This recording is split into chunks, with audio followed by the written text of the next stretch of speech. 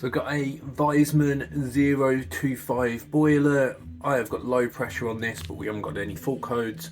If we come underneath the boiler, we have got the pressure gauge here, which is on 0, and we've got another pressure gauge over here, which is on 0.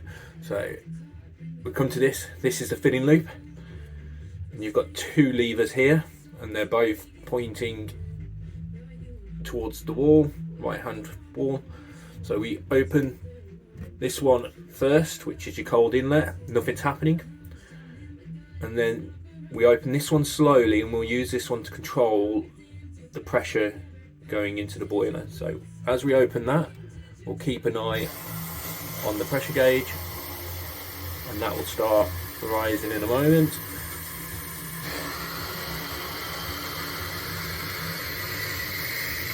There we go, and we are looking for it to go anywhere in that green area, so between 1 and 1.5. So not the full green area on this, because it goes all the way up to 2, so between 1 and 1.5. So we've got it there, we'll go there.